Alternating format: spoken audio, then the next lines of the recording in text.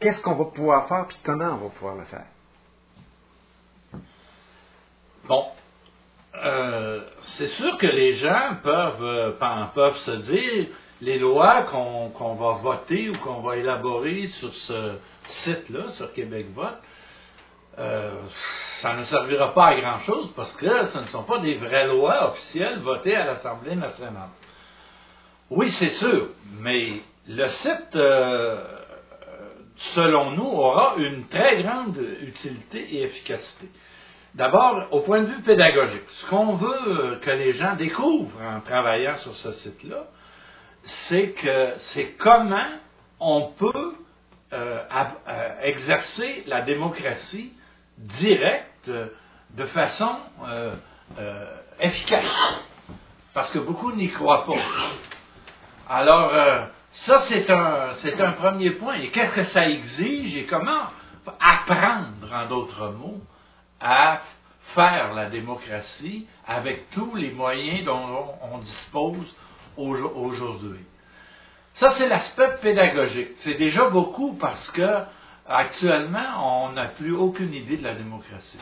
Comme la démocratie officielle va mal, les gens s'en foutent, les gens font à leur tête, chacun fait chacun pour soi, et finalement, on est en train de perdre le sens de la vie collective, de la responsabilité du bien commun.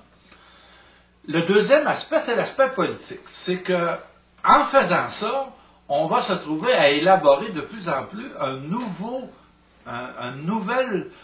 programme politique, une nouvelle plateforme politique, beaucoup plus décentralisée, qui vient beaucoup plus des gens, donc avec des lois qu'on ne verra jamais apparaître à l'Assemblée nationale, mais qui intéressent vraiment les gens concernés. On va voir apparaître un nouveau programme politique, un nouveau discours politique, beaucoup plus collé sur la réalité des gens, des communautés, des territoires, de la vie réelle de tout le monde. Et on va aussi mettre la démocratie officielle, les institutions officielles en place, en question. Ils vont se retrouver de plus en plus devant, parce qu'on va en faire la promotion dans les journaux, on va en parler.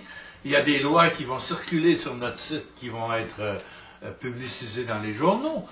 Et donc, le système en place va être de plus en plus confronté à une autre façon de faire la démocratie et va être obligé, comme on l'a vu déjà, un petit exemple qui anticipe sur ça, la pétition pour demander la démission du premier ministre sur le site même de l'Assemblée nationale, ça a fait une sorte de choc.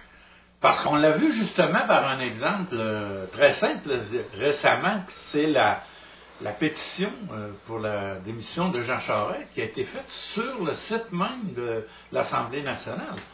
Ça a été un vrai choc parce que ça a montré comment on pourrait, si on voulait, utiliser des moyens modernes pour permettre aux gens d'intervenir de façon contraignante entre les élections.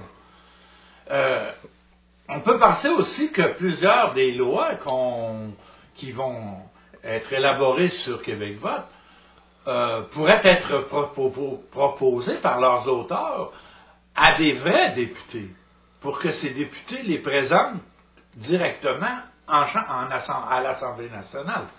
Donc, il va y avoir forcément, si beaucoup de gens s'intéressent à notre site, et si le travail qui y est fait est représentatif et de qualité, il va y avoir toutes sortes d'interférences entre notre République citoyenne et la démocratie officielle, les institutions officielles, et c'est comme ça qu'on infiltre et qu'on arrive à métamorphoser de vieilles institutions.